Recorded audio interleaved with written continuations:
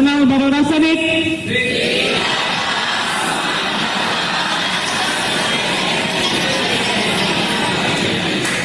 Ya. Oke, hari ini sebelum kita mulai saya ingin coba perkenalkan singkat terlebih dahulu dua orang narasumber yang sudah kita undang jauh-jauh. Ini dua orang pemateri hari ini adalah dua orang dosen kami di Universitas Amikom Yogyakarta. Yang pertama masih muda, cantik, supaya ibunya senang. Oke, tapi cantiknya nggak bohong ini. Baik, nama Ibu Profesor Dr. Emma Utami, SSI Amkom. Beliau S1, S2, S3 di Universitas Gajah Mada, Bu ya. Dan sekarang sudah profesor, guru besar. Jadi ilmunya itu sudah bejibun. Tepuk tangan dulu. SD di Pujo Kusuman 2, SMP di SMP Negeri 9, SMA di SMA Negeri 5 Yogyakarta. Sekarang beliau adalah Wakil Direktur Bidang Akademik Program Pascasarjana Magister Teknik Informatika Universitas Amikom Yogyakarta.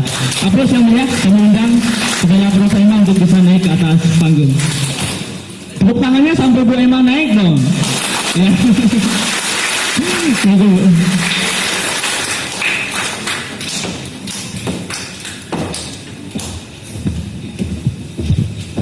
Oke, pemateri kita yang kedua, ini beliau adalah mantan pacarnya Bu Emma yang sudah resmi jadi suami beberapa tahun yang lalu, tahun 98 Bu ya.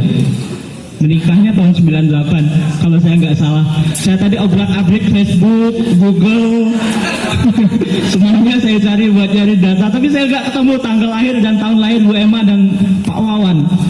Saya kayaknya big datanya kurang baik itu, Google nggak ketemu atau disembunyikan ya Bu, biar nggak ketahuan usianya.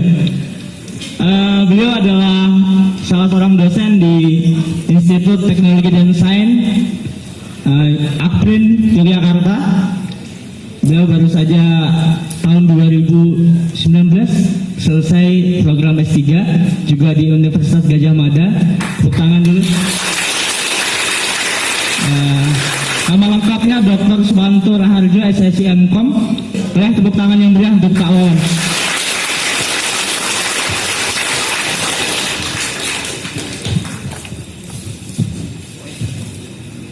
Supaya lebih akrab, mungkin Bu Emma bisa berdampingan dengan Pak Wawan di tengah. Ya, biar saya yang di pinggir gitu. Ya. Saya jadi kayak penghulu di pinggir. Baik Bapak Ibu dan peserta, hari ini kita akan bicara soal big data, smart data, data science, dan implikasi keamanan yang menyertainya. Nanti barangkali Bu Emma akan memberikan materi pembuka kurang lebih 20 menit soal big data, smart data, dan data science-nya. Kemudian nanti akan dilanjutkan oleh Pak Wawan soal bagaimana melihat itu dari sudut pandang keamanannya. Jadi kurang lebih juga 20 menit Pak Wawan. Selanjutnya nanti akan kita lanjutkan dengan sesi tanya jawab. Jadi peserta siapkan pertanyaannya dari sekarang ya. Langsung saja untuk mempersingkat waktu untuk kali pertama kami silakan pada Prof. Emma untuk bisa memaparkan materinya. Silakan. Oke, selamat pagi. Assalamualaikum warahmatullahi wabarakatuh. Mohon izin Bapak Ibu pimpinan kami untuk menyampaikan materi. Terima kasih atas kedatangan Bapak Ibu dosen, rekan-rekan mahasiswa, beberapa alumni. Terima kasih sudah datang, Pak Yusa dari UNIP ya. Ya. Jadi ini sekalian reunian Bu. Jadi beberapa alumni Akprin dan Amikom yang dari Bengkulu itu memang kami woro-woro untuk datang di acara ini. Oke. Untuk supaya lebih akrab, saya turun saja ya. Tidak biasa bicara di atas. Oke, 2 bulan yang lalu saya dihubungi panitia untuk memaparkan materi tentang big data.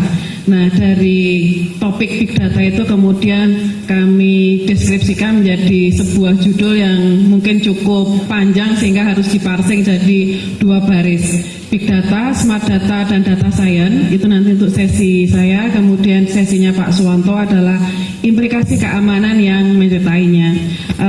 harapan saya dari pertemuan kita kali ini, terutama bagi teman-teman mahasiswa nanti terinspirasi untuk bisa mendapatkan ide-ide skripsi ya. Next, ya. Saya dari Universitas Amikom Yogyakarta, sedangkan Pak Suwanto dari Institut Teknologi Institut Akri Yogyakarta. Sekarang semua orang ngomongin tentang revolusi industri 4.0 ya. Revolusi berarti ada perubahan yang cepat dan itu mempengaruhi banyak hal. Dimulai dari revolusi industri 1.0. Itu pemicunya apa? Pemicunya adalah ditemukannya mesin uap yang menggantikan mesin-mesin bertenaga manusia dan binatang. Dari revolusi industri yang pertama ke revolusi industri yang kedua ternyata butuh waktu 1 abad, 100 tahun. Pemicunya apa? Pemicunya adalah ditemukannya energi tenaga listrik. Berikutnya tidak sampai 1 abad, lebih cepat lagi, sekitar 70 tahun ketika ditemukannya komputer, revolusi industri yang ketiga. Nah, tidak sampai puluhan tahun dari revolusi industri ketiga menuju revolusi industri keempat, era kita saat ini. Kadangkala dikatakan era disruption, era digital. Hal apa yang sangat berperan di sana? Hal yang sangat berperan di sana adalah kita-kita ini loh orang informatika, yaitu AI, Big Data, IoT, Cloud, dan lain sebagainya. Jadi bagi teman-teman mahasiswa jangan ada yang merasa tersesat gitu ya. Duh, tersesat milih jurusan informatika. Tidak, jurusan informatika sekarang adalah jurusan yang ibaratnya paling seksi. Semua orang butuh kita, ya. Semua apapun bidang ilmunya selalu butuh gandengan kita orang informatika. Next, ya, revolusi industri ketiga tadi penggeraknya adalah komputerisasi dan elektronika. Dulu awal ditemukannya komputer itu butuh ruangan yang besar untuk menyimpan, ukurannya berat gitu. Nah, kesini komputer itu cukup di genggaman tangan kita. Semua peralatan sekarang ada komputernya, semua peralatan sekarang berotak komputer. Karena komputer maka identik dengan informatika, itu bidang kita. Ya, jadi berbanggalah bagi mahasiswa-mahasiswa yang prodinya adalah core-nya informatika. Next, ya, ada revolusi data. Nah, kita hari ini ngomongin tentang kaitannya dengan data.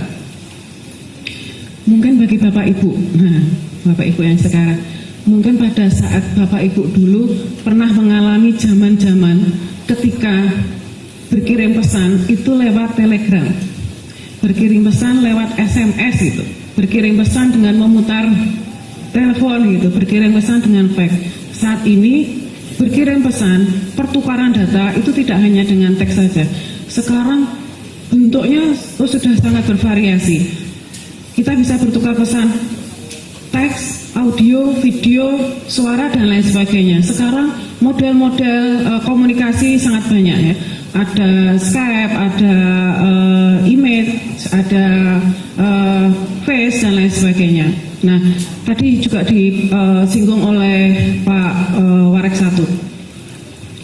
Pertukaran data di atas sana, di jaringan global sana, di internet sana, itu sangat besar. Dalam 1 menit saja, luar biasa data yang dihasilkan di internet sana. Siapa penyumbangnya? Penyumbangnya kita, penggunanya. Sekarang berapa orang yang bawa smartphone itu bisa dipastikan dia pasti terkoneksi dengan internet. Nah, dia terkoneksi dengan internet ngapain aja? Belanja, beli tiket, sosial mediaan. Itu kan pertukaran datanya luar biasa besar. Next, ya. Dulu kita dengerin musik itu mungkin dari kaset. Mungkin teman-teman mahasiswa tidak mengalami zamannya kaset ya. Pita atau piringan hitam itu tidak mengalami ya. Bapak Ibu dosen mungkin yang mengalami. Nah, saat ini tidak seperti itu. Saat ini data itu sudah bukan analog lagi tetapi digital. Semua tersimpan dalam diskret 1 dan 0. Akibatnya apa? Sekarang akibatnya dengan kita membawa 1 flash disk aja bisa muat banyak hal gitu. Tanpa kita sadari yang digital itu sebenarnya membahayakan ya. Karena mudah dimanipulasi, mudah diubah, mudah dikurangi, mudah dihapus, mudah dikirim dan lain sebagainya. Next, ya, sumber data. Sekarang, apapun aktivitas manusia di muka bumi ini itu menghasilkan data digital. Karena kita sekarang eranya digital. Jadi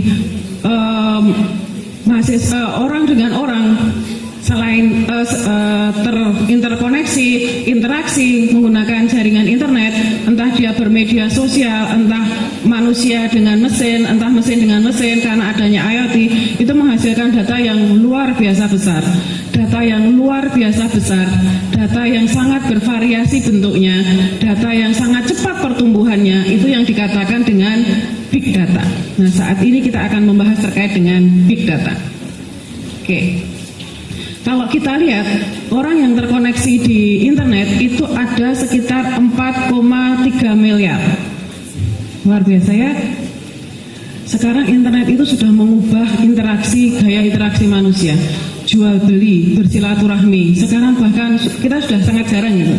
Face to face ini aja kalau nggak dipaksa dikumpulkan jadi satu, kita sulit gitu. Nah, big data tadi, volume datanya besar, kemudian bentuknya beraneka ragam. Ya, sumber datanya sangat bervariasi. Sumber datanya bisa dari mesin, sumber datanya bisa dari media sosial dan lain sebagainya. Pertumbuhan datanya sangat cepat. Itulah big data. Nah, data yang sedemikian besarnya itu mau diapain gitu? Ini harus diolah. Buat apa? Supaya mendatangkan manfaat. Di muka bumi ini, orang yang paling berkuasa, orang yang paling jagoan itu adalah orang yang menguasai data. Nah, kita ini dalam rangka bagaimana caranya kita bisa menguasai data. Data yang gede itu jangan dibiarin aja. Jadikan data yang gede itu jadi smart data, jadi data yang bernilai. Oke? Nanti untungnya buat apa? Data yang sudah diolah. Kita bisa membawa itu jadi support smart city. Smart city itu komponennya sangat banyak. Smart city itu kekuatannya salah satunya adalah mengelola data. Sama halnya dengan platform Gojek. Nah, sekarang kita itu dipimpin oleh Mas Menteri ya. Mantan bosnya Gojek. Oke. Gojek sedemikian besar. Itu kekuatannya ada di mana? Ada di data. Datanya siapa? Datanya mitra. Awalnya Gojek itu hanya alat transportasi aja. Sekarang ya nyalon, ya bersih-bersih, mindahin barang dan lain sebagainya. Sekarang pakai Gojek. Kenapa dia bisa membuka layanan yang beraneka ragam? Karena dia ngelola data. Oke, next. Oke. Sekarang Indonesia. Wah, Indonesia itu kan orang yang makmur ya. Setiap orang itu bawa smartphone gitu. Orang terkoneksi dengan internet. Kita lihat ya, yang orang Indonesia itu yang ada 150 juta yang punya gadget yang terkoneksi di internet itu melalui gadgetnya, melalui smartphone-nya adalah 130. Ini diapakan datanya? Kalau kita yang punya data, kita Indonesia yang punya data nggak ngapa-ngapain, eman-eman, selamanya kita akan jadi konsumen terus. Data ini harus diolah. Indonesia itu bangsa yang sangat besar, jumlah penduduknya sangat besar, jaringan koneksi internetnya cukup luas, sehingga bangsa Indonesia itu dipercaya menjadi bangsa penghasil big data. Itu kekuatan kita. Nah, kenapa kita selamanya jadi konsumen? Karena kita nggak ngapa-ngapain data yang kita punya. Nah, ini harus kita olah. Next. Apa saja yang harus kita kerjakan? Yang pertama adalah mengakuisisi. Jadi data itu gimana caranya kita mendapatkan data? Entah dengan cara manual, entah dengan cara yang lain. Kemudian bagaimana kita mempreprocessing data? Bagaimana kita mengelompokkan data? Bagaimana kita menyimpan data? Bagaimana kita menganalisis data? Bagaimana kita visualisasi analisis data, bagaimana kita mendapatkan pengetahuan dari data yang kita olah. Next. Oke. Jadi data science itu kalau di bahasa Indonesia kan secara bebas adalah ilmu data. Ilmu data itu sesungguhnya bukan hal yang baru, terutama bagi orang-orang yang core-nya adalah matematika atau statistik. Nah, jadi tadi ada big data. Bagaimana big data itu jadi smart data? Kita butuh data science untuk memprosesnya. Next. Ya. data science itu ada sejarahnya. Jadi data science itu pertama kali orang ngomongin itu mulanya adalah analisis data. Tahun berapa itu? 62 ya. Nah, baru di tahun 96 itu baru secara deskriptif ada istilah yang namanya data science. Jadi prosesnya itu butuh waktu sekitar 32 tahun untuk sampai akhirnya mendeskripsikan data science. Oke. Supaya teman-teman punya gambaran data science ini apa toh? Ada yang bisa bahasa Jawa nggak? Saya itu orangnya Jawa sekali, jadi apa toh itu apa? Ya, supaya teman-teman punya gambaran proses data science itu seperti apa, saya mencuplik sebuah film. Filmnya itu judulnya adalah Moneyball, film tahun 2011. Oke. Mungkin Bapak Ibu-ibu dosen atau mahasiswa yang cantik ini tahu siapa pemeran utamanya. Orangnya ganteng, namanya Brad Pitt. Silahkan ditonton dulu. Oke, ada 3 hal yang bisa kita lihat dari film ini ya. Pertama adalah olahraga, yaitu baseball. Yang kedua adalah angka-angka. Yang ketiga adalah komputer. Jadi film ini adalah kisah nyata dari klub Oakland Baseball di Amerika, di mana sang pelatih yaitu Billy itu ketika dia memilih pemain yang akan diterjunkan atau membeli pemain, itu dia didasarkan atas nilai-nilai tertentu yang dimiliki oleh si pemain atau calon pemain. Dengan bantuan komputasi, maka si pelatih itu bisa menganalisis lebih akurat dan lebih cepat. Nah, ini di luar sana itu olahraga itu sampai data science dilibatkan gitu. Nggak tahu kalau di Indonesia itu adakah seperti ini. Yang berikutnya adalah saya mencontohkan struk belanja. Oke, kalau saya ngajar di S1 itu kalau saya ngajar basis data saya bawa struk belanja. Kemudian mahasiswa saya minta untuk nak, kalau anak S1 dipanggil nak, kalau anak mahasiswa S2 dipanggil Bapak Ibu. Seberapa mudanya ya, kayak Pak Agung itu yang muda sekali tetap saya panggil Pak. Oke, tolong petakan data apa saja yang mungkin dicatat. Petakan tabelnya, petakan atributnya, tipe datanya, lebar datanya, constraint-nya, relasi tabelnya jadi seperti apa. Dulu seperti itu, sekarang seperti itu tidak cukup. Sekarang mahasiswa harus dituntut. Jika toko puluhan tahun punya data seperti yang tercatat di dalam nota tersebut, si pemilik toko bisa ngapain ya? Kira-kira bisa ngapain nak?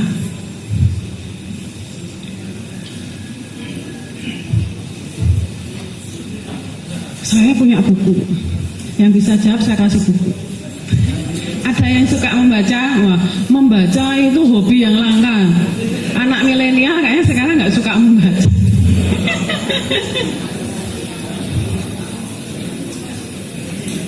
Sekarang sedang mengambil mata kuliah basis data.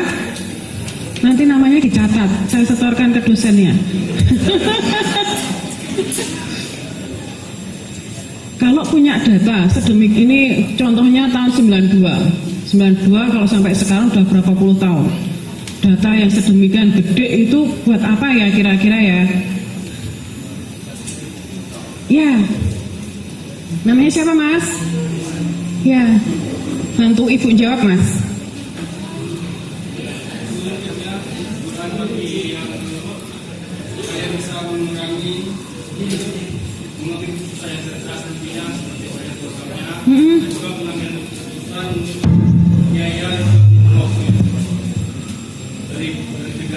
Kalau dari big data itu bisa diapain sama pemilik tokonya?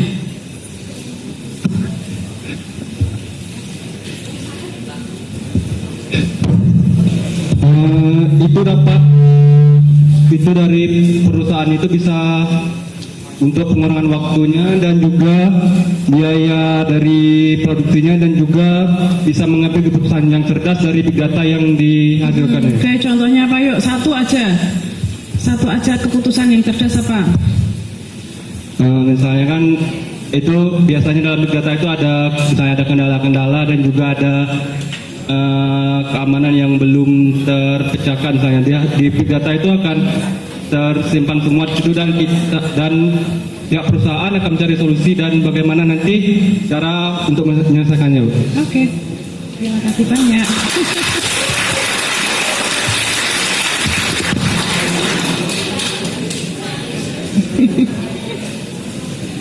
Karena ini seminar, saya bawanya buku. Kalau saya ngajar, saya bawanya coklat. Jadi kalau ada mahasiswa bisa jawab, saya kasih silver queen.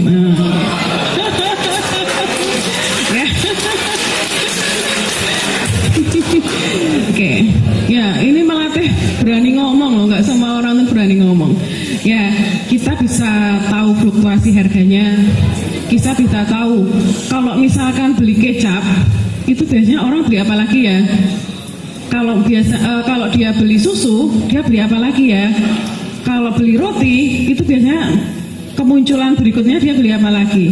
Nah, kita bisa melakukan manajemen rak supaya kita bisa mengkondisikan barang-barang yang kita punya itu terjual gitu dengan baik. Oke, next.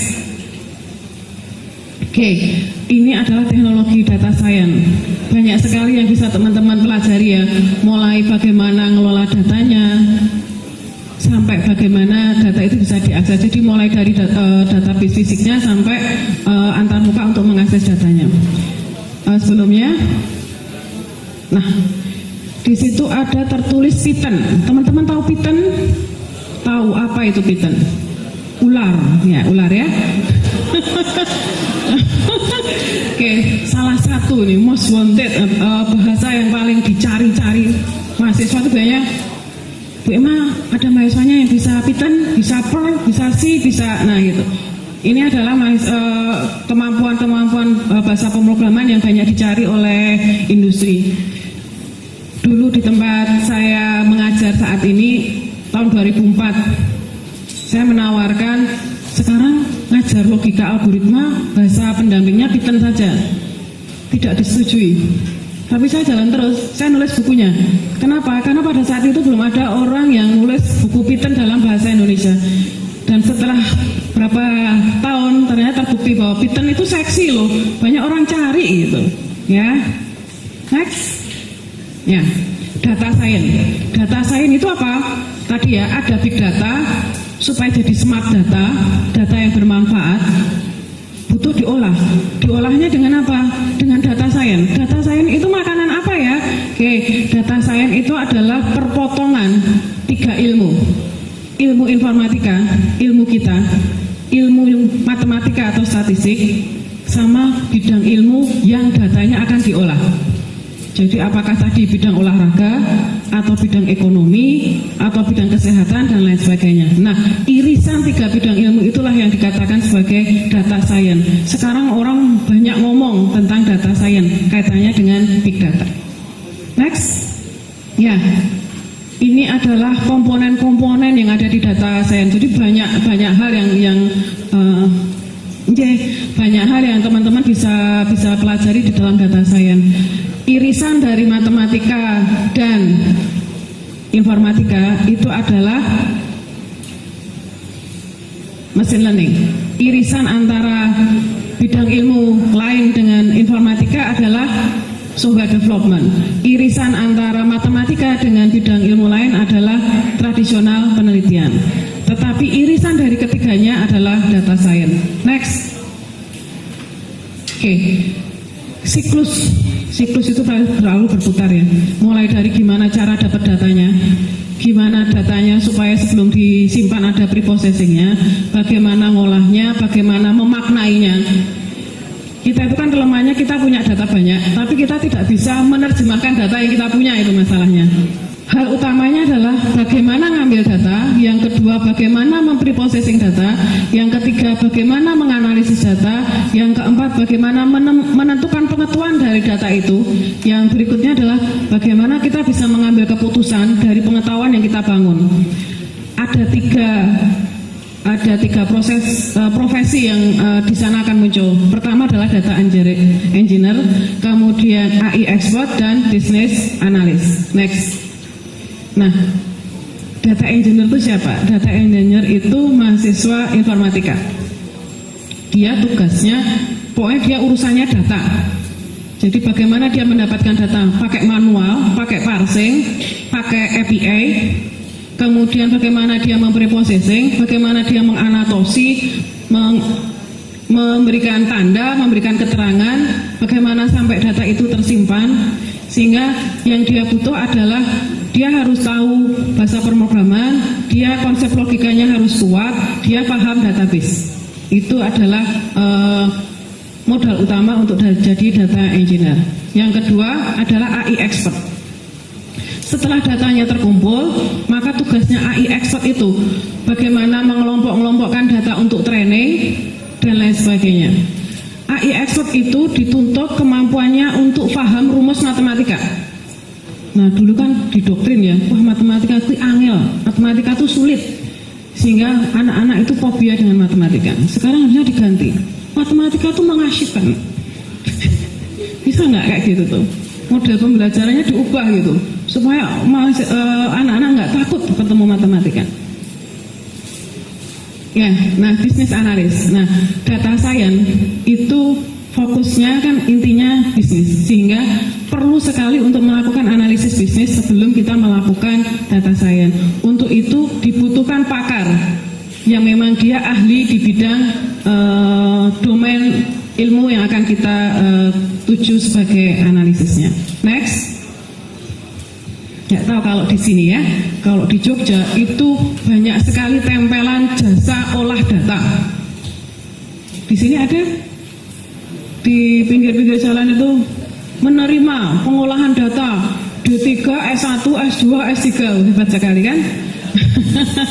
Ya, saat ini seperti itu tidak cukup. Karena apa? Karena ngolah data sekarang tidak cukup hanya pakai Excel. Ya, datanya sekarang sudah banyak banget gitu. Variasinya, bentuknya juga sudah luar biasa. Teman-teman ada yang pernah dengar drone emprit? Kalau emprit tahu ya. Emprit itu bahasa Jawa, bukan bahasa Indonesia ya, emprit ya. Burung. Ya kalau drone emprit itu adalah dia ngelola percakapan yang ada di Twitter. Jadi dikelompokkan mana yang pro kubu A, mana yang pro kubu B gitu. Yang akhir-akhir ini menghebohkan adalah siapa saja tokoh yang pernah nge-lag akun Turno gitu. Nah jadi dijaga jempolnya ya. Suatu saat jadi orang besar, wah jejak digital itu luar biasa. Nah, oke. Next. Ya, ini juga akan memberikan gambaran bagaimana proses data science itu sudah begitu maju di Cina. Bahwa di Cina itu sudah sangat maju. Jadi CCTV yang menghasilkan video lalu lintas di sana itu diolah datanya untuk apa? Untuk pengenalan kendaraan, untuk mengelola pajak. Jadi nanti akan ketahuan siapa yang nggak bayar pajak dan masih berkeliaran di jalan mobilnya. Kemudian juga manajemen lalu lintas. Nah, kemudian yang berikutnya ini adalah bahwa image processing. Tadi sempat ngobrol dengan siapa ya yang di sini memang fokus penelitiannya ada di image processing. Bahwa di sana image processing itu sudah sangat maju. Jadi orang bayar di Cina itu sudah nggak pakai uang, setor muka di sana. Ya, jadi orang ini saldonya masih berapa gitu. Jadi image processing di sana digunakan untuk pembayaran. Ya. Oke, next. Oke. Nah, sekarang kita kembali ke Indonesia. Dalam rangka industri 4.0 itu pemerintah mengeluarkan roadmap yang namanya adalah Making Indonesia 4.0. Oke. Kalau teman-teman lihat yang di sebelah kanan itu ada 5 teknologi yang menopang industri 4.0 versi pemerintah. Pertama adalah AI, yang di lingkaran dalam itu AI. Yang kedua adalah IoT. Yang ketiga adalah Human Machine Interface. Yang keempat, teknologi 3D printing. Yang kelima, teknologi robotik dan sensor. Lima-limanya itu informatika. Nah, berarti kita itu seharusnya orang yang paling banyak bisa berperan di industri 4.0. Ya. Jadi jangan galau, harus banyak bersyukur, ya. Kemudian ada 5 sektor industri prioritas yang ditetapkan pemerintah. Yang pertama adalah makanan dan minuman, yang kedua adalah tekstil dan pakaian, yang berikutnya adalah otomotif, elektronika, dan kimia. Nah, kalau kita mau mensinkronkan dengan apa yang dicita-citakan pemerintah, maka data sains yang akan kita kelola itu diusahakan selaras dengan keinginan pemerintah. Next. Tapi data sains itu luas sekali, tidak terbatas hanya di 5 sektor yang sudah ditetapkan oleh pemerintah. Teman-teman, itu dari bangun tidur sampai tidur lagi, itu disadari nggak disadari, itu selalu bersentuhan dengan sistem. Entah sistem, entah aplikasi, entah platform. Yang di sana itu ada komputernya, ada programnya, menghasilkan data dan lain sebagainya. Ya, jadi kita sekarang sudah nggak bisa terpisahkan lagi. Nah, itu tidak hanya 5 sektor itu, semua hal bisa ada informatika. Next, jadi komputer itu ada di mana-mana, informatika itu ada di mana-mana. Nanti teman-teman copy file ini ya, karena ini kalau saya besarkan juga nggak bisa. Sebelumnya. Oke, bulet-bulet yang berwarna-warni itu adalah contoh-contoh tema di masing-masing bidang ilmu yang bisa digarap oleh orang informatika plus orang matematika. Saat ini masih ada 3 hal. Bidang ilmu yang lain itu bisa banyak. Plus kita orang informatika plus matematika. Nah, salah satunya apa? Salah satunya nggak tahu, di sini ada prodi informatika arsitektur nggak? Kita mengkonsep rumah cerdas. Rumah cerdas itu siapa yang garap? 1, orang arsitektur. Yang kedua, orang elektro. Yang ketiga, orang informatika. Sekarang kita nggak bisa sendirian. Kita sekarang selalu harus berkolaborasi. Kalau kita sendirian, nggak akan kelihatan gitu. Ibarat pohon ilmu. Pohon ilmu itu sekarang nggak hanya cabangnya mungkin yang akan bertambah, tapi satu pohon dengan pohon yang lain, cabangnya bisa gandengan. Jadi kalau linearitas sekarang nggak bisa lah, sendiri-sendiri pohonnya, selalu akan bersinergi. Next. Oke. Saya memberi tugas ke mahasiswa saya. Saya kasih gambar ruwet ini. Tolong jadi orang yang mudah sensitif, mudah terinspirasi. Kuncinya adalah 3. Belajarlah melihat, belajarlah mendengar, dan belajarlah merasakan. Mulai dari bangun tidur sampai kembali lagi. Jadi keluar kos atau keluar rumah itu ngapain? Lihat, ketemu apa? Terus ke kampus, ke perusahaan, ke pom bensin, ke rumah sakit, ke kantor pos, ke kantor polisi, dan lain sebagainya. Apa yang bisa digarap dari orang informatika? Semakin ruwet itu berarti semakin bagus. Berarti dia orangnya sangat mudah terinspirasi. Modalnya banyak. Ada yang suka nonton film itu harus. Tapi sebaiknya nonton film yang futuristik, yang ada teknologinya. Jangan nonton film hantu, nanti nggak ada inspirasi yang diperoleh. Oke. Next. Nah, ini adalah contoh pekerjaan mahasiswa saya. Dia mengamati di sepanjang jalan itu ada infrastruktur apa saja, data apa saja yang bisa diolah, apa yang bisa ditambahkan, dan lain sebagainya. Next. Sebelumnya goalnya itu adalah smart ambulan. Ya, jadi mulai dari sekarang supaya apa? Supaya judul skripsinya nggak itu aja. Analisis dan perancangan itu nggak ya? Oh, gitu ya. Itu membosankan. Jadi ibaratnya nanti dosennya itu nggak usah baca skripsinya, itu bisa nanya macam-macam. Padahal itu bikinnya itu kan sudah nangis, sudah berdarah-darah, uangnya habis banyak dan lain sebagainya. Next. Ya, kekuatan industri 4.0 itu ada 2. Yang satu adalah perkembangan teknologinya luar biasa cepat. Yang kedua, kebutuhan pasar itu berubah sangat cepat. yang cepat-cepat itu harus bisa dikejar. Kalau teknologinya berkembang dengan cepat, berarti pengetahuan di balik teknologi itu pasti juga akan berkembang dengan cepat. Kecepatannya itu mengikuti deret eksponensial. Mungkin pada saat ini data science, big data dan lain sebagainya nggak kepikiran berapa tahun yang lalu. Sekarang nongol. Berikutnya lagi ada ilmu-ilmu baru yang bisa jadi agak nyeleneh gitu dan lain sebagainya. Nah, teman-teman itu harus bisa ngikutin gitu. Harus mau belajar, harus mau membaca. Ya.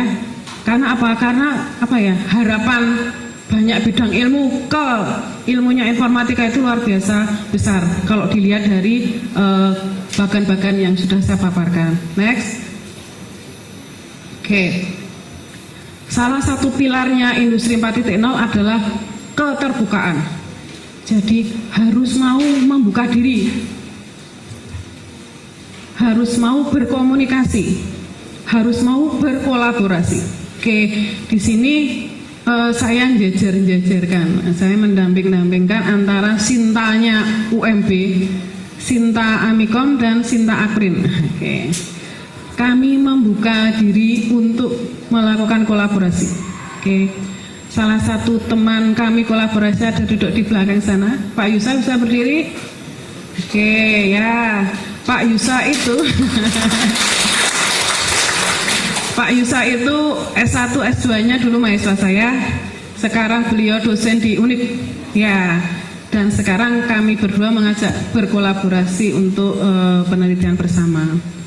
Saya juga membuka hal tersebut untuk dosen-dosen di sini. Bahkan mungkin ada mahasiswa yang ingin konsultasi, kami akan dengan sangat senang hati. Next. Oke. Kami membuat roadmap penelitian. Oke. Roadmap penelitian ini sudah menghasilkan berapa? Ada 16 buku, ada 39 haki, ada 34 publikasi terindeks Scopus, dan ada beberapa publikasi internasional yang sudah publish dan sedang menunggu Scopus mengindeks.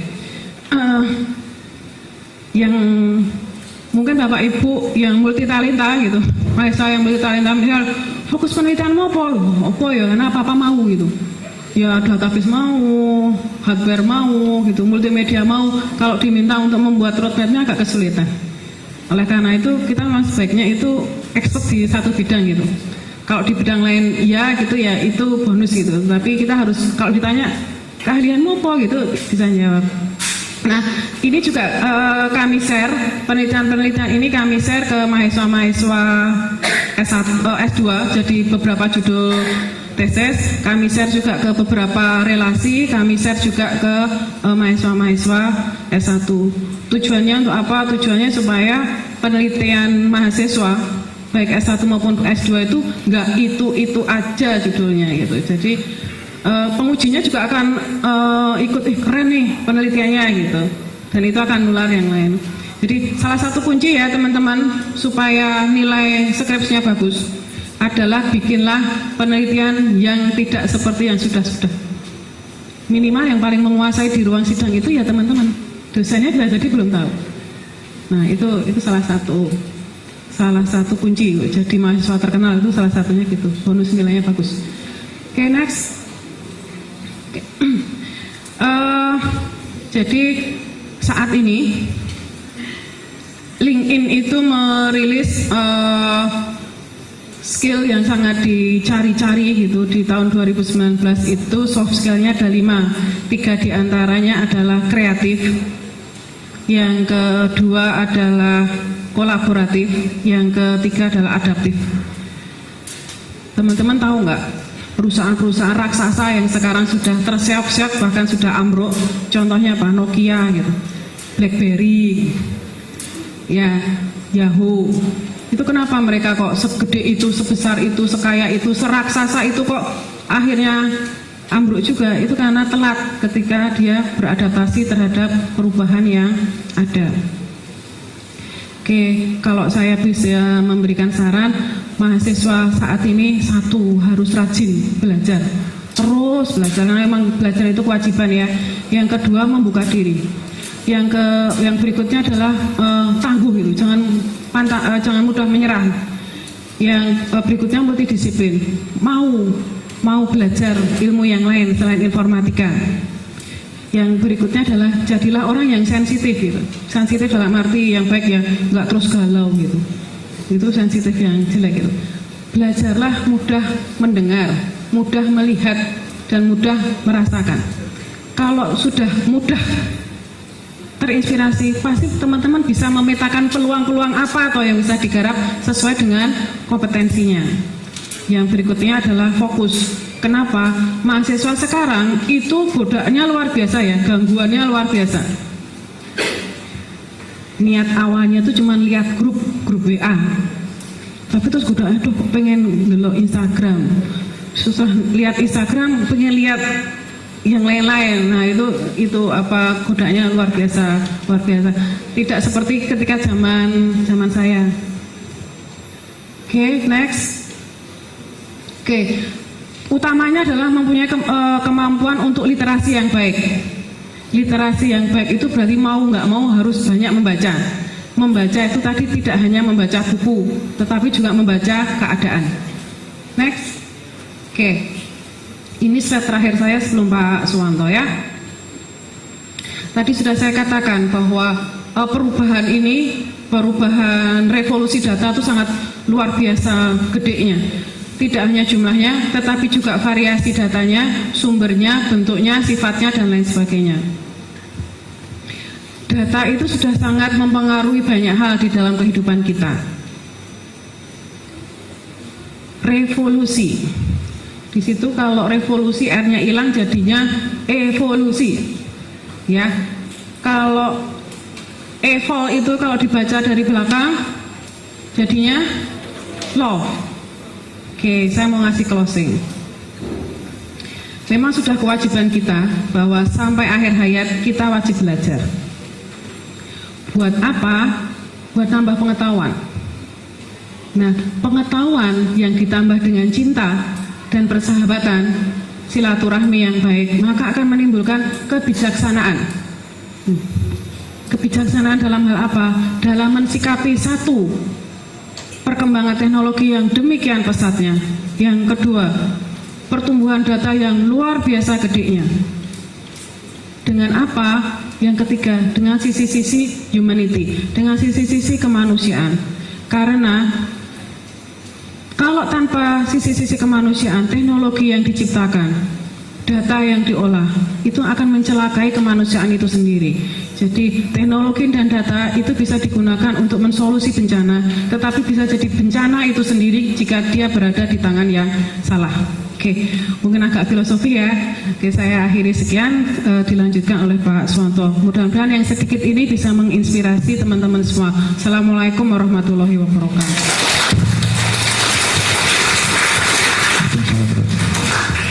Boleh dilanjutkan Pak Wawan. Ya. Mungkin tadi sudah agak dikenalkan. Nah, saya mantan pacar yang barusan berbicara gitu kan. Adik kelas dulu gitu kan. Jadi karena dulu saya hobi SNPTN ya, kalau saya namanya ya. Jadi kalau zaman dulu namanya UMPTN. Jadi 93 saya daftar di elektro. Jadi di elektro GM, kemudian ngambil D3 ya, diterima. Kok pada waktu itu cowok semua. Jadi D3 elektro kok cowok semua gitu kan. Ada cewek 2 kok kecowok-cowokan gitu kan. Nah ini kuliahnya kok nggak nyaman gitu kan. Jadi kemudian 94 pindah ke MIPA, matematika, statistik. Kok susah gitu kan. 95 kemudian saya mencoba lagi ke HI. Ya, jadi karena memang hobinya itu nyoba UMPTN gitu kan. Alhamdulillah nggak keterima. Ya, akhirnya tetap di MIPA, ketemu beliau ini tadi gitu kan. Jadi kalau ke 95 masuk di HI mungkin nggak ketemu gitu kan. Ketemu yang lain. Oke, saya coba ngambil dari implikasi keamanan yang menyertai dari big data, kemudian smart data dan data science. Ya tadi sudah disinggung sedikit bahwa perkembangan teknologi kalau tidak disertai dengan tadi humanity, ya revolusi yang love tadi, itu bisa menjadi sebuah hal yang buruk. Nah, keamanan data gitu kan. Jadi sekarang perkembangan internet itu tadi sudah disebut luar biasa ya. Jadi saya sendiri kenal internet sudah agak lama, 98, 97 itu saya sudah jaga warnet. Jadi tahun 97 itu sudah jaga warnet, sudah ngerti carding ya, kalau mungkin pernah dengerin carding ya. Jadi teman saya itu zaman dulu itu nakal-nakal. Jadi suka melakukan hacking, suka melakukan cracking, suka melakukan carding ya zaman dulu. Zaman dulu jauh lebih mudah daripada sekarang ya. Jadi teman zaman dulu itu sampai sewa rumah untuk datangin barang yang dia beli secara ilegal. Ya, kontrak itu satu rumah itu kan. Jadi hanya khusus untuk datangin barang pada waktu itu ya, karena masih muda. Ya agak sulit, harus 86 gitu kan sama yang nganter paket. Bagi lur ya Mas gitu kan. Jadi itu sampai akhirnya semakin lama semakin susah ya, dan seterusnya sekarang sangat susah sekali. Nah, perkembangan teknologi yang sangat pesat itu paling utama penyumbangnya adalah internet. Jadi saya, misalkan yang seumuran dengan saya, kalau melihat internet itu nanti seperti keajaiban. Zaman dulu internet itu hanya teks itu, boseni, diklik teks gitu kan. Kalau sekarang kan luar biasa, Anda bisa live, sedang di kamar mandi live gitu kan. Story IG gitu kan, di kamar mandi gitu kan, kepencet soalnya gitu kan. Jadi nggak ketahuan ternyata live story di IG. Ini yang di kamar mandi sebenarnya.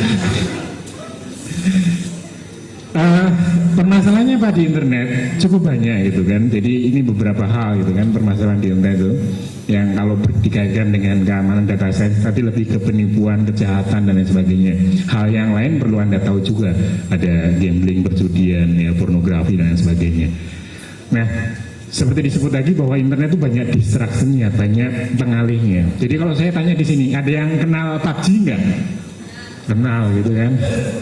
Ada yang main COD nggak? Main gitu kan. Jadi internet kebanyakan dipakai itu gitu kan. Yuk kapan main PUBG nanti saya ikut gitu kan. Atau main COD gitu kan, main Call of Duty gitu kan. Nah, di situ banyak sekali pengalihnya. Maka kontrol tadi disebut oleh Pak WR itu dari human, dari Anda itu sangat penting. Ya, jadi kalau kita ngerti nanti kan permasalahan bahwa internet itu sekarang sudah ada di mana-mana, sudah menjadi bagian dari hidup kita. Kita nanti bisa aware di mana sih nanti ada timbul masalah keamanannya. Anda mungkin pakai semua di sini, YouTube, Maps, Google, ya media sosial itu hampir kita pakai sehari-hari. Kalau dikaitkan dengan data, itu Anda penyumbang data yang luar biasa. Ya. Anda sedang kemana, check in gitu kan. Jadi kalau di Muhammadiyah ini ya, Muhammadiyah ada yang mungkin hafal surat Yasin gitu kan. Atau mungkin lagunya Chrisye. Ya, lagunya Chrisye itu apa? Saat tangan dan kaki berbicara. Ya, jadi di surat tersebut itu kan nanti di sana malaikat gitu kan, Allah itu mau mendata perilaku Anda itu tinggal kontak Google. Jadi di download itu loh, ya Anda sedang check in di mana, ya download log dari Facebook, ya kemudian diparsing sama malaikat yang kenal parsing tadi gitu kan, keluar semua gitu kan. Jadi Anda WA gitu kan sama mamahnya, baru di mana gitu kan, ngomong baru belajar gitu kan, padahal Google-nya itu check in di mana gitu kan. Nah, log yang diterima oleh Google itu kan mencatat Anda sedang check in di sini, ya.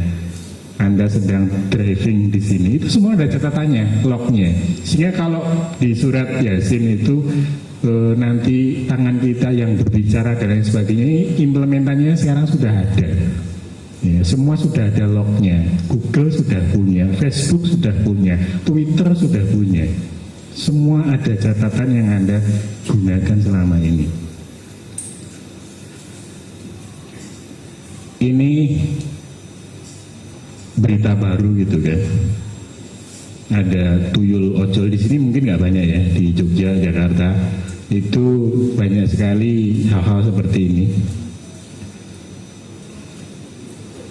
Karena yang memanfaatkan ini ngerti, ya, oh ini ada celah keamanannya.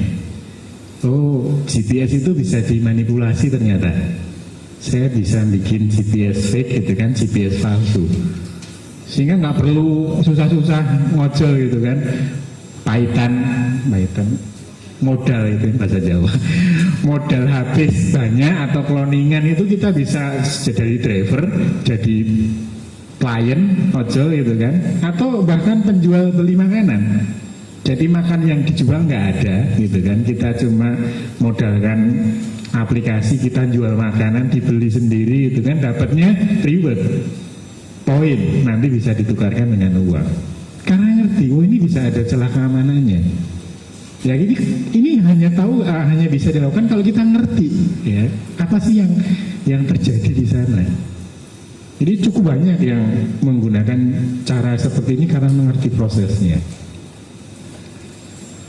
Ini yang lain, ya kan? Pengguna Facebook bocor teleponnya. Siapa yang di sini menyerahkan nomor teleponnya ke Facebook? Jadi kalau di Facebook itu kan dimintain, ya kan, nomor telepon. Siapa yang menyerahkan? Mungkin banyak gitu kan. Facebook, Instagram, sama WhatsApp pemiliknya satu. Itu mau diintegrasikan, sehingga nanti bisa DM-an sama Messenger. Dari WhatsApp ke DM, dari WhatsApp ke Messenger bisa. Ya. Nah di situ ada kemungkinan kalau datanya bermasalah itu bisa diambil. Sama di situ kalau misalkan kalau kita lihat Anda googling gitu kan, KTP gitu kan, banyak sekali keluar KTP. Aware, ya, kesadaran bahwa ada bahaya yang bisa ditimbulkan oleh data digital itu masih kurang. Sehingga dengan sukarela, misalkan gini, siapa yang paling suka nemu wifi gratis? Seneng gitu kan, ada gratisan gitu. Sing duwe kok bodoh loh gitu kan. Orang dikai kunci, bahasa Jawa lagi ya, maaf ya. Ini yang punya kok bodoh sih gitu kan, wifi kok dikasih gratis. Ya. Padahal mungkin disengaja. Saya pernah menyampaikan untuk jadi bahan penelitian baik mahasiswa S1 dan mahasiswa, coba bikin wifi gratis di kos-kosan. Nanti berapa banyak yang pakai? Karena datanya itu kan lewat tempat Anda. Ya, maka Anda memungkinkan ngapain semua data di situ. Jadi kalau mau neliti gitu kan, bikin skripsi gitu kan, tentang keamanan wifi, bikin aja wifi gratis di kos, bikin program untuk memonitor data yang lewat. Cukur capture user sama password. Sudah kena toh, nanti tinggal dikasih SMS. Mau nggak user sama passwordmu balik? Ini nomor rekeningnya gitu kan. Bisa nggak bisa gitu kan? Ya. Dulu ada mahasiswa kami gitu kan, kebetulan penelitian itu sama istri, itu berkenalan dengan menghapus data di flash disk, hard disk, ya, bahwa data yang sudah dituliskan entah itu di hard disk, entah itu di flash disk, itu masih memungkinkan untuk direcover, masih memungkinkan untuk dikembalikan, even sudah dihapus, ya. Jadi sekarang tugasnya tak minta, coba sekarang cari hard disk second di seputaran kampus, ya, siapa tahu dapat harta karun, gitu kan? Mungkin dapat CPG, mungkin dapat PNG, gitu kan? Sukul dapat 3GP, gitu kan? Nah, di situ ternyata memang memungkinkan gitu kan. Kalau yang apakah itu AVI ya yang lebih bagus kualitasnya, tidak saya sampaikan di sini gitu kan. Ya, tapi di situ kita bisa mendapatkan file-file yang harusnya itu bersifat rahasia. Jadi kalau Anda nanti jualan komputer, jualan HP gitu, hati-hati. Ya, karena mungkin ada gitu kan yang punya pemikiran sama saya gitu kan. Ini kayaknya menarik gitu kan. kebetulan yang menjual Pak mahasiswi, wah ini ya, menarik, suka selfie misalkan. Barangkali ada foto yang tertinggal di situ, Pak selfie di mana gitu. Itu memungkinkan. Jadi mahasiswa informatika khususnya di sini dalam keamanan digital itu harus ngerti bahwa di sana ada kemungkinan hal-hal yang buruk seperti itu. Itu yang harus diedukasi. Ini sama ini. Nah sekarang berkaitan dengan ini ya AI, ya, bahwa penggunaan teknologi AI ini sekarang sudah luar biasa. Oke, jadi di keamanan di bidang data tadi, jadi penggunaan namanya ada macam-macam, ada deepfake, ada fake news, ada fake message, ada fake yang lain gitu kan. Jadi sekarang untuk memanipulasi suara, memanipulasi gambar, memanipulasi video itu sudah memungkinkan dengan menggunakan AI. Apalagi kalau datanya sudah ada. Jadi Anda yang mungkin senang memberikan data ya ke internet, maka dengan mudah nanti bisa dimanfaatkan data itu untuk hal-hal yang mungkin bersifat negatif. Jadi ini atas nama orang lain pun dengan mudah sekarang bisa dilakukan ya, dengan menggunakan yang namanya fake tadi. Yang terbaru ini cuma 2019 ya. Jadi menipu di situ ya, ada scammer yang menipu itu menggunakan suara. Jadi seolah-olah Pak Wakil Rektor gitu kan, atau Pak Rektor nelpon ke Wakil Rektornya, Wakil Rektor 2 gitu kan, Bu tolong ditransfer ini ke, suaranya sama persis. Itu sekarang bisa dilakukan ya, as long as itu kan ada kecukupan data. Jadi data itu sekarang jadi komoditas yang luar biasa. Jadi kita harus aware gitu kan terhadap data tersebut. Banyak yang menggunakan layanan di internet tidak sadar bahwa banyak data yang bersifat privasi bisa dimanfaatkan oleh lain, termasuk tadi, entah itu data wajah kita, entah itu suara kita, entah yang lain. Ini ada pertanyaan nih dari anak saya yang kelas 1 SMA gitu kan. Anak saya yang besar, anak kami yang besar itu, yang besar sudah semester 5 ya. Sekarang baru di Swedia. Jadi karena ngambil HI tadi. Jadi saya pengen HI gitu kan. Akhirnya anak saya yang bisa ke HI, alhamdulillah gitu kan. Paling nggak cita-cita dulu orang tuanya itu ada yang nerusin gitu ya. Pengen di HI. Ya. Jadi sekarang kuliah 1 semester di Swedia. Nah, pertanyaan dari anak saya yang SMA kelas 1 yang drummer tadi, Pak, apakah Google itu dengerin? Coba diperhatikan misalnya kalau Anda sedang browsing, kita sedang batin itu bahasa apa ya? Tahu ya batin? Apa bahasanya? Sama ya? Batin itu masih dalam hati gitu kan. Kita sedang mengetikkan sesuatu kok iklannya ini gitu kan. Saya pengen maskara gitu kan. Loh iklannya kok maskara. Saya pengen apa namanya bulu rambut gitu misalnya. Loh iklannya bulu rambut. Apakah Google itu mendengarkan? Google itu bikin OS ya, Android. Ya, bisa nggak Google itu misalkan secara diam-diam menghidupkan mikrofonnya kemudian dengerin apa yang kita ngomongkan. Sedang ngerumpi sama teman-temannya gitu kan, sama Google datanya diambil. Ya, dirubah ke teks, dicari datanya gitu kan. Ketemu, oh ini sedang ngomongin si A, ini sedang ngomongin produk itu. Itu memungkinkan. Ya teori gitu kan. Tapi itu memungkinkan. Ya. Kenal ya, udah oke Google, sudah terima ya. Ya, kalau Anda pakai Google atau kalau pakai Apple pakai Siri gitu kan, itu kita nggak bisa ngomong-ngomong sama handphone gitu kan. Jadi kalau sedang di mobil itu kan nggak pernah megang gitu kan, tinggal ngomong sama Siri, puterin lagu, sudah dengerin. Nah itu ide penelitian banyak di situ gitu kan. Jadi kalau saya sampaikan dari teman elektro itu sekarang harusnya elektroinformatika dan yang lainnya itu luar biasa. Ya. Jadi permasalahannya lah bagaimana kita mengeluarkan banyak ide tersebut. Jadi misalkan koneksi sama Bluetooth itu kan, Bluetooth 1, 2, 3, 4, 5 itu bedanya apa sih gitu kan. Jadi kalau yang di sini tidak teknik informatika khususnya jaringan bisa dicari itu.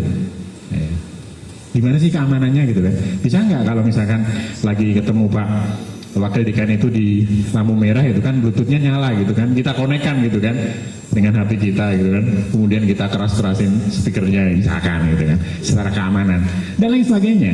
Ya, jadi memang ide-ide yang fresh gitu kan dari adik-adik itu, anak-anak mahasiswa ini harus dikeluarkan.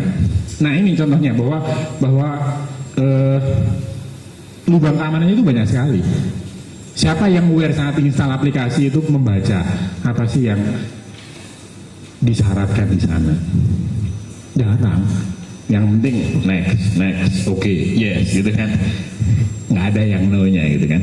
Jadi kemarin mungkin tadi Pak Wakil Rektor mengatakan ketemu sama Vintage ya, Financial Technology, pinjol gitu kan misalkan. Itu luar biasa tuh. Kalau dibaca itu kan, saya sering atau beberapa kali gitu kan di SMS. Dapat SMS itu bahwa atas nama ini punya hutang sekian juta belum bayar, tolong dihubungi gitu kan. Bagaimana itu bisa terjadi? Pernah saya ditelepon gitu kan, karena nyimpen di phone booknya itu nama saya papahnya Najwa gitu kan. Saya ditelepon, ya halo papahnya Najwa gitu kan. Gitu kan. Bagaimana bisa tahu? Akhirnya ujung-ujungnya bahwa ada seseorang yang minjem duit belum bayar. Jadi memang di klausul pinjol tersebut mengizinkan untuk ngambil kontak. Jadi saat Anda install aplikasi, aplikasinya itu ngambil kontaknya, yang disimpan di situ diambil dikasih ke sana. Jadi nanti kalau install aplikasi dilihat itu ini ngapain aja, ya, dia ngapain aja. Banyak gitu kan. Hal-hal seperti itu yang tidak kita sadari dari sisi keamanannya, sehingga muncul banyak spam, ya, koleksi informasi. Jadi diizinkan buka direktori foto misalkan. Kalau Anda fotonya baik-baik semua mungkin nggak masalah gitu kan. Ternyata fotonya ada yang kurang baik gitu kan, posenya gitu kan misalkan. Itu kalau diambil oleh aplikasi bagaimana? Kalau pengembangnya semua baik-baik nggak masalah gitu kan. Kalau pengembangnya seperti saya, repot itu. Jadi ini menurut Mozilla ya, Internet Health Report 2019, bahwa privasi dan security itu termasuk salah satu permasalahan yang harus kita care, harus kita peduli, di samping literasi, desentralisasi dan lain sebagainya. Itu laporan terbaru. Ya, jadi memang kita sebagai salah satu pengguna internet yang besar, kita harus sangat aware di sana. Ini dasar. Jadi kalau yang di sini ngajar keamanan pasti ada CIA, ya, konfidensialitas, integritas sama validitas. Sebisa mungkin kita harus jaga CIA itu, ya, harus kita jaga. 4 jenis serangan sama intercept, modification, interruption, sama fabrication. Ini terjadi, ini umum dari dasar dulu. Kalau yang ngajar keamanan siapa? Di sini ngajar keamanan komputer. Pak dosennya siapa? Biasanya ngajari pasti 4 ini dibahas. Ya, ini tinggal dikembangkan sekarang. Gimana sih fabrikasinya? Pakai AI, ya. Jadi orang bisa membuat sesuatu, ya. Bagaimana modifikasinya, bagaimana intersepsinya, ya. Bagaimana interupsinya, itu sekarang based on AI sebagian besar. Terus bagaimana cara mengatasinya? Itu tadi sering saya sebut bahwa kita harus ngerti prosesnya, understand the process. Kita harus ngerti gimana sih pinjol itu bekerja, aplikasinya ngapain aja, ya. Itu harus kita ngerti. Itu dasar yang penting. Jadi sering saya sampaikan ke mahasiswa saya, Anda yang penting itu ngerti prosesnya. Jadi kalau sudah ngerti prosesnya, nanti di mana letak lubang keamanannya itu bisa ketahuan. Jadi kalau prosesnya sendiri nggak ngerti, maka bagaimana kita bisa mengamankan? Jadi pertanyaannya misalkan, ini contoh sederhana gitu kan, di Jogja ini sebagian besar terjadi. Sebenarnya apa sih fungsi lampu hazard itu di mobil khususnya? Itu untuk apa gitu kan? Banyak yang kurang mengerti gitu kan. Jadi kalau di Jogja, ya, itu sering saya ketemu tuh, hampir setiap hari ketemu gitu kan, yang menggunakan lampu seperti ini kurang pas karena memang mungkin kurang ngerti fungsinya apa ya. Jadi misalkan saya arahnya dari timur ya, arahnya dari timur di perempatan yang nggak ada lampu merahnya, kemudian ada mobil dari utara menyalakan lampu hazard, maka saya yang dari timur punya asumsi mobilnya mau kemana. Kok bisa tahu lurus? Mobil dari utara, saya dari timur. Mobil tersebut menghidupkan hazard. Apakah saya bisa tahu dua-duanya nyala? Enggak. Saya ngertinya dia mau ke timur. Maka saya maju ke depan. Dia marah. Ya, dia mengatakan mau lurus. Bagaimana saya tahu Bapak mau lurus? Lampu hazard saya hidup. Saya ngertinya cuma separuh, Pak. Yang sono nggak ngerti. Kalau mau lurus nggak usah dihidupin, itu udah dari sononya nggak ngeriting, nggak set, itu lurus. Nggak perlu bikin peraturan baru. Insinyur itu bikin lampu sen itu udah pusing, Pak. Anda jangan bikin peraturan baru, gitu kan? Nah itu di Jogja banyak, ya seperti itu. Khususnya di perempatan yang nggak ada lampu merahnya. Itu pernah beberapa kali pingin kelahi gitu kan, karena hal sepele seperti itu. Yes, apalagi kalau saya pakai mobil kecil, ya, yang ngertinya saya cuma separuh. Yang separuh pasti saya nggak ngerti. Ya, yang ngerti ya yang belakang aja, oh dia mau lurus itu kan, yang sebelah sana nggak ngerti. Oh ini mau belok ke sana, saya lurus, marah dia. Nah ini hal yang sederhana, kita harus ngerti itu fungsinya apa, prosesnya apa. Sama misalkan seperti ini. Jadi kalau saya tanya misalkan ke mahasiswa di sini, kalau Anda ngetikin www gitu kan, mana ya, sering mengunjungi mana situsnya? Facebook.com gitu misalkan yang biasa ya, www.facebook.com, Anda enter gitu kan. Itu bagaimana kok tiba-tiba suddenly itu muncul Facebook, sedangkan servernya Facebook itu di mana? Servernya Facebook itu di mana? Misalkan di Amerika gitu kan ya, Anda di Bengkulu ngetik www.facebook.com gitu kan, kemudian tiba-tiba halaman Facebooknya muncul, itu prosesnya gimana?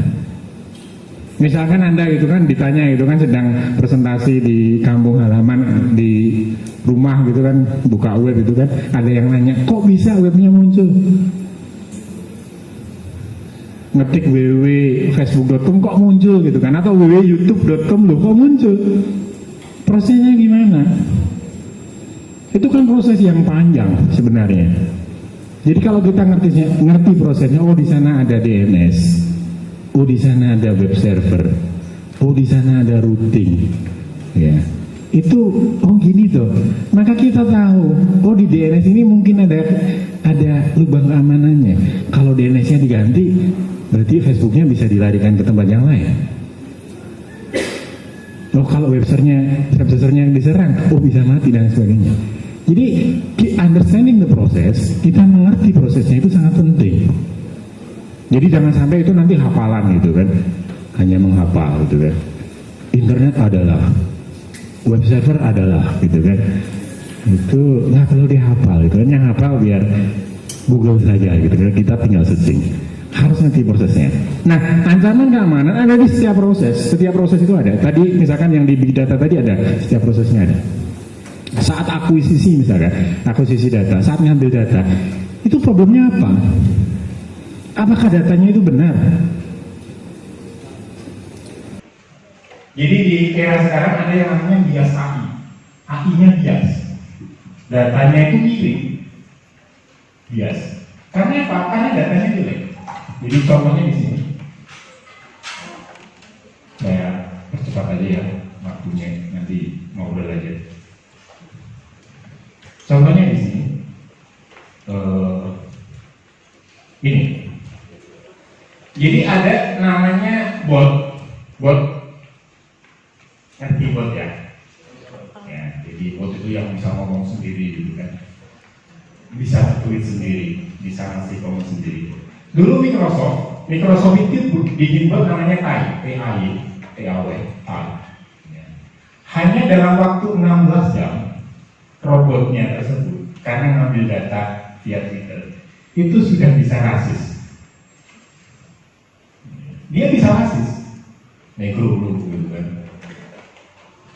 dasar hitam gitu kan, dasar putih gitu kan, dasar kurus dan itu ngomong sendiri, karena memang dia based on AI, based on data.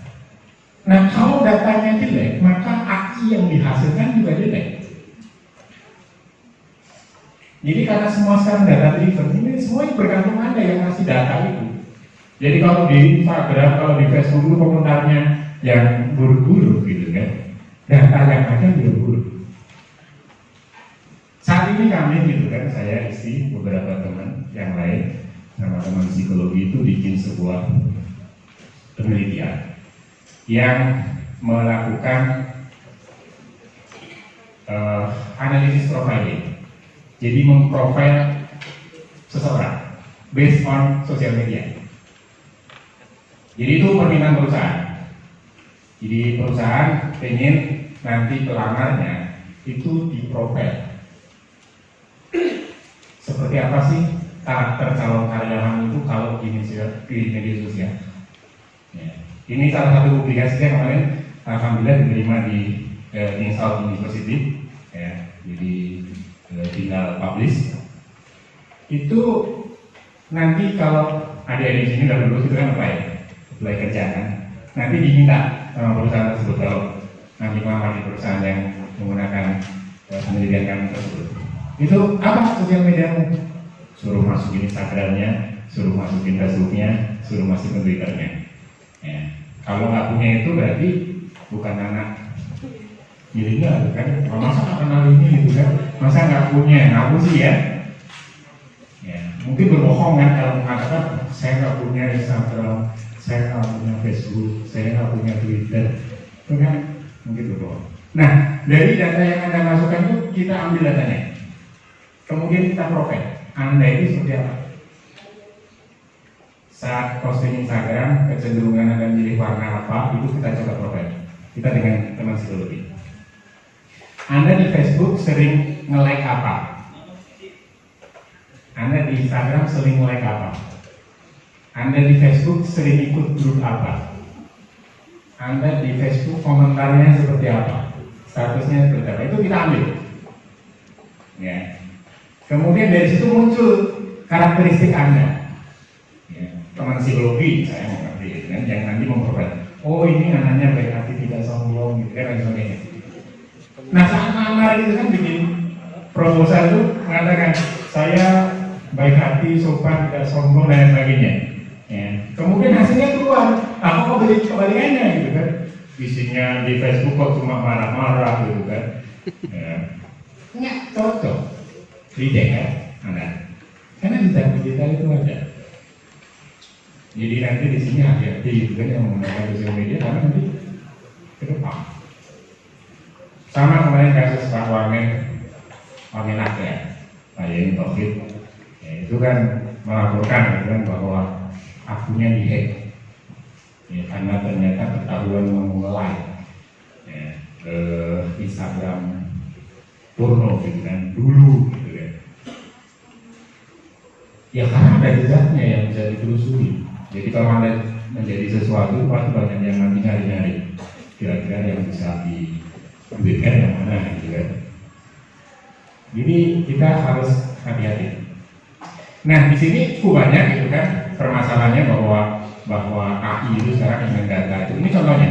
Thinking about my full-time employees and their ability to survive on $8 an hour in New York City. And foremost in all of our minds has been the loss, grief felt by the people who are laid off. Most of us don't get our health care through the marketplace. We get it through our job, or through Medicare or Medicare. Now what you should know is that thanks to the Affordable Care Act, your coverage is better today than it was before. Women can get free checkups, and you can't get charged more just for being a woman. His employees looking at this passing Congress bill would boost America's very, very hard times. Some progress, at least within the small confines of the legal community. I think it's real important. Here we go. President Barack Obama, when you give a speech, make sure you use a lot of pauses. America's businesses have created 14.5 million new jobs. Video. video bisa dibuat. We're developing technology. Every technology can be used. Jadi AI itu luar biasa ya. Jadi bikin video yang nggak pakai orangnya bisa. Making sure that it's not going to happen. And even one of the interesting Kalau directions that tersedia datanya. once you know how to create something. Siapa yang bersedia di tag sama So you can, Facebook? and so one could create methods for identifying Gratis, secara langsung. videos versus Facebook sedang bikin database face recognition, bisa mengenali banyak gitu kan. Ya arahnya kemana? Ya tergantung Facebook gitu kan. Kemarin mau bikin Libra Facebook gitu kan. Nah Libra nggak kemarin di Facebook. Apa itu Libra? Nanti Bapak saja menjelaskan. Nah sekarang ini eranya perang digital gitu kan, antara khususnya Amerika sama China, antara GAFA gitu kan, Google, Amazon, Facebook, Apple, ada Alibaba, ada Xiaomi gitu, ada Baidu, ada Tencent. Itu mereka mengembangkan, mereka sudah berlomba-lomba untuk menguasai data, khususnya juga di Indonesia.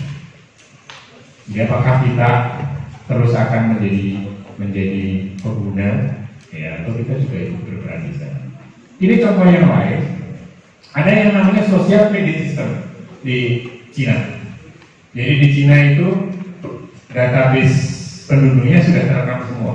Jadi kalau misalkan Anda itu nyebrang sembarangan, di Cina itu semuanya harus install aplikasi sistem kredit sosial. Jadi di situ ada skornya kayak main game. Jadi sebenarnya termasuk gaming. Jadi menggamekan aplikasi. Jadi kalau Anda ketahuan ya sedang nyebrang sembarangan, skornya berkurang. Ya. Nanti dari level hijau sampai merah. Kalau merah ini nggak bisa ngapa-ngapain. Jadi mau beli tiket kereta nggak bisa, mau beli tiket pesawat nggak bisa. Jadi di Cina sudah sampai segitu. Jadi ada orang itu nggak bisa kemana-mana karena skornya sudah rendah. Nah di Indonesia gitu kan mungkin sedang mau dikembangkan gitu kan yang terkoneksi sama BPJS. Anda kalau nggak bayar BPJS nggak bisa ini, nggak bisa ini. Nah itu kan gini seperti ini. Ya tapi ini baik data yang ada di Cina kan CCTV-nya luar biasa banyak.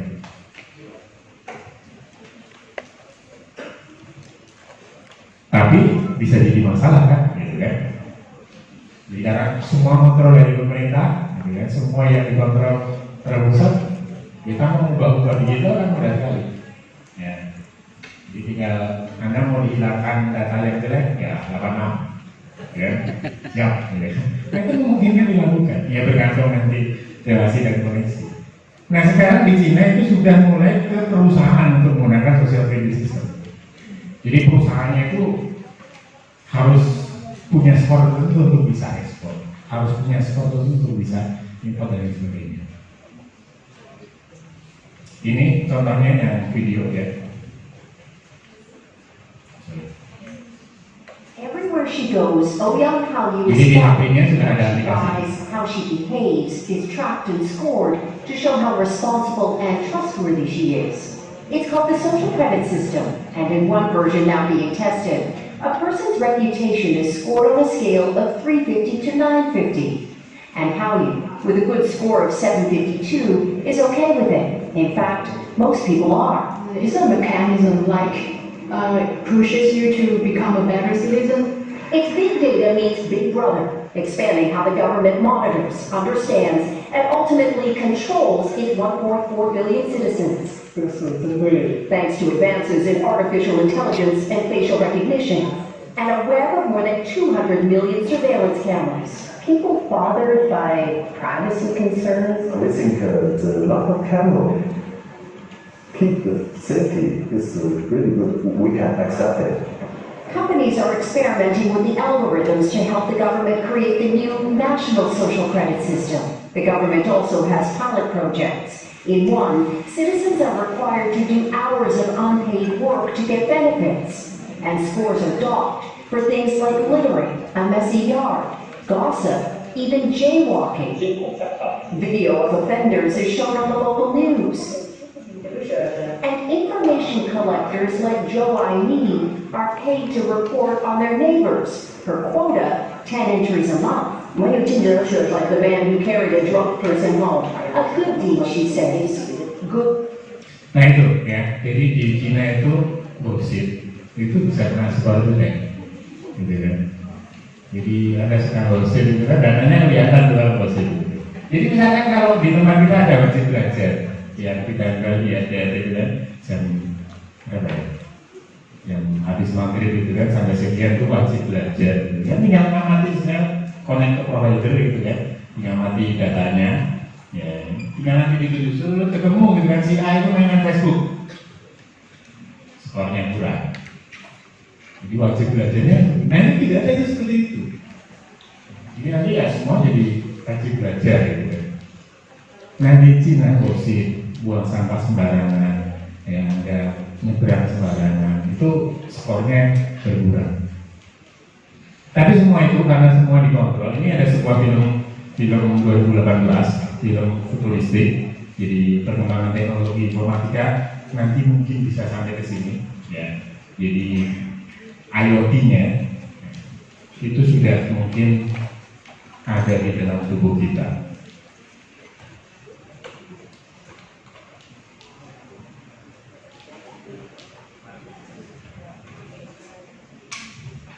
Jadi dengan mata kita bisa melihat itu kan ini siapa, sudah bayar SPP belum. Ya itu nanti kalau BA, namanya BA ya, atau keuangan itu kan nggak usah pakai orang itu kan tinggal di situ kamera gitu kan, gitu kan, kelihatan gitu kan, SPP itu enggak. Itu kelihatan semua gitu kan. Sama kalau sekarang presensi ya, presensi semakin maju gitu kan. Jadi ada teman penelitian itu di kelas di depan sini kasih CCTV. Jadi kalau presensi nanti tinggal lihat semua di face recognition, masuk ke BAA di BRID. Ya. Yang sedang berlangsung di tempat kami itu masih pakai QR code.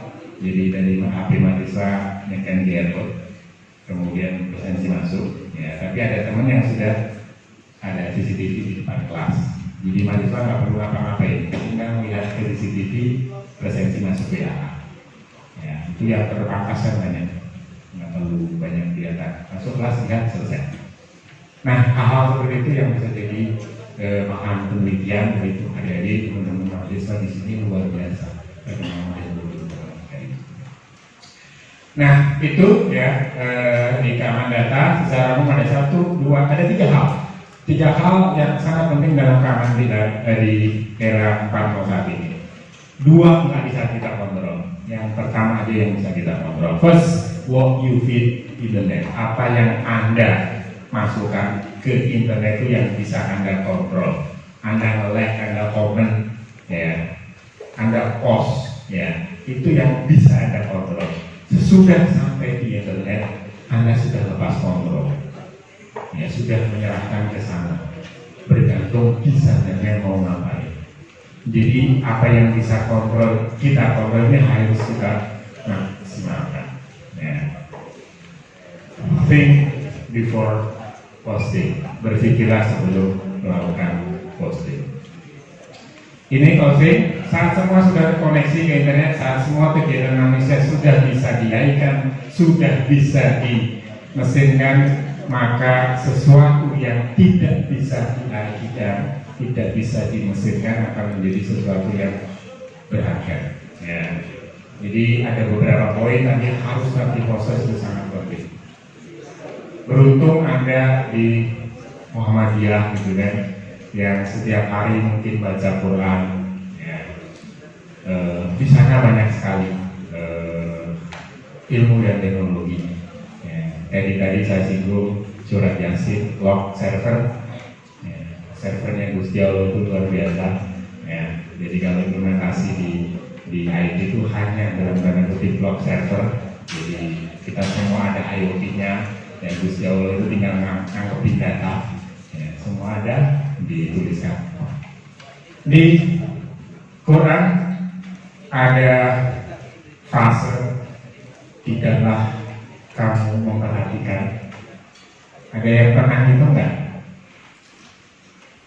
Tidaklah kamu perhatikan itu baca dalam surat apa?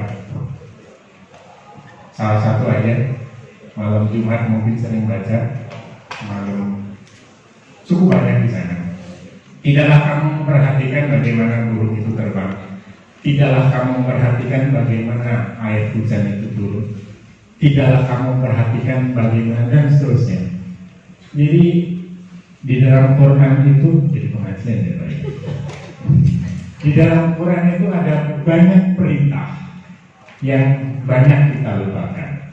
Jadi artinya perintah itu sholat, puasa, ya. Tapi perintah tidaklah kamu perhatikan. Jadi disuruh kita memperhatikan bagaimana burung itu terbang, ya. Disuruh memperhatikan bagaimana hujan itu turun. Ya. Itu banyak. Itu kan sayang. Jadi kalau kita cuma perhatian, mana ngabur tuh, burung terbang itu seperti itu. Nah, cukup banyak ilmuwan luar negeri. Jadi saya ada beberapa teman yang ilmuwan yang mati separuh sahadatnya. Nah, jadi ilmuwan luar negeri itu kan kalau kita sadar la ilaha illallah, yang di luar negeri itu kebanyakan masih la ilah, kan? Mandek dulu kan, berhenti. La ilallahnya belum. Jadi mereka masih mempercayai tidak ada Tuhan.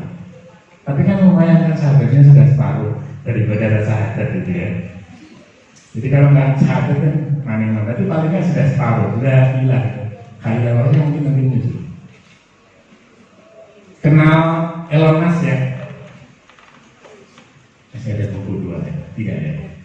Siapa yang kenal Elon Musk? Orang Jawa itu, Mas Elon. Ya. Siapa itu Mas? Tak kasih buku. Tapi pertanyaannya nambah ya, kayaknya kenal aja ya, kenal gitu kan, tapi nanti pertanyaannya nambah. Ada Mas Panitia mungkin ada mikrofon. Siapa itu Elon Musk? Sebutkan 1 atau 2 produk yang dihasilkan oleh Elon Musk. Cek. Ya. Elon Musk itu CEO dari Tesla Motor sama SpaceX. Oke, ya. Kasih buku nanti Mas ya. Ya. Mas siapa? Dari teman-teman siapa? Mendapa. Dari Prodi? TI. Jadi pintar-pintar ya. Nah, Mas siapa namanya bisa boleh? Dava ya. Mas Dava ngerti Elon Musk.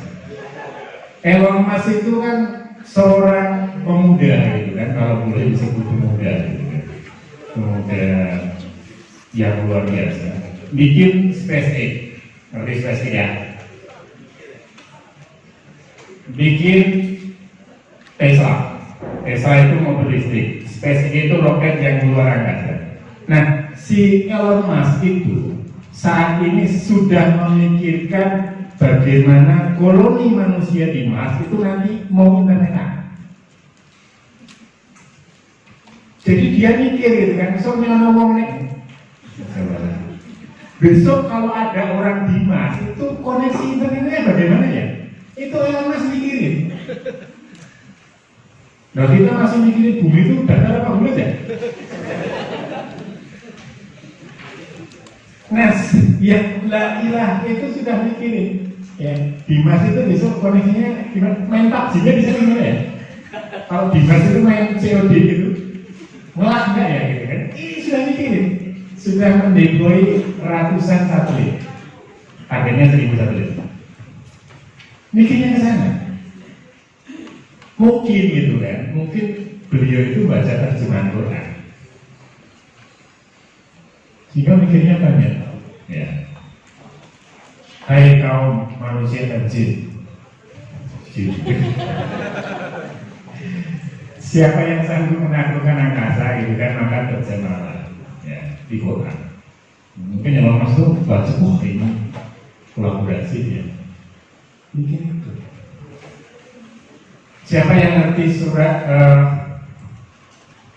Al-Hadis? di surat apa itu ya, satu baris itu. Mama juga itu kan. Si Ratu Balkis sama Nabi siapa? Sulaiman itu kan. Nabi Sulaiman itu kan sedang duduk-duduk itu kongko itu ngopi. Itu dapat laporan dari burung apa namanya? Burung putih gitu kan. Jadi Nabi Sulaiman ngomong sama burung putih. Burung putih itu kalau sekarang drone gitu. Jadi drone ya. Yang ngasih tahu di sana itu ada sebuah istana yang dipimpin seorang perempuan namanya Ratu Balkis. Istananya megah, SDM-nya bagus. Kasih surat kan, di email juga mana. Nabi Sulaiman di email di chatting lah gitu kan, di chatting. Itu suruh menyembah Allah gitu kan, karena disampaikan tidak menyembah kepada Allah. Ketemu kan artinya ketemu gitu, yuk ketemu aja gitu kan, kita bisa diskusi. Ketemu sama Ratu Balkis gitu kan. Kemudian Nabi Sulaiman meminta siapa yang sanggup mendatangkan istana itu ke sini. Itu kalau dalam ada yang dari fisika nggak sih? Pendidikan fisika nggak ada. Fisika itu fisika kuantum gitu kan. Yang meneliti siapa? Orang la ilaha lagi. Gitu. Mereka berusaha memindahkan partikel, teleportasi. Jadi besok CNI itu nggak ada, adanya kotak besar itu. Barang masukin mencet sampai sana. Itu di mana di Quran? Ya.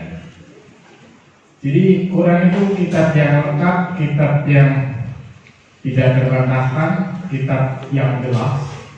Ya, saya banyak dilupakan. Jadi mungkin mulai dari Muhammadiyah di sini mulai bisa membaca Quran bukan hanya tilawahnya gitu kan, tapi juga isinya. Jadi luar biasa sih. Jadi saya banyak membaca terjemahan karena kemarin disertasinya tentang terjemahan Quran. Jadi sama aja gitu kan, lama-lama kasih gitu ya. Cukup banyak pengetahuan di Quran. Mungkin itu ya dari saya, ini closingnya sedikit tausiah dari Ustaz yang nggak jelas gitu ya. Dari saya mungkin cukup sekian, terima kasih. Akhirul kalam, wassalamualaikum warahmatullahi wabarakatuh. Terus yang dulu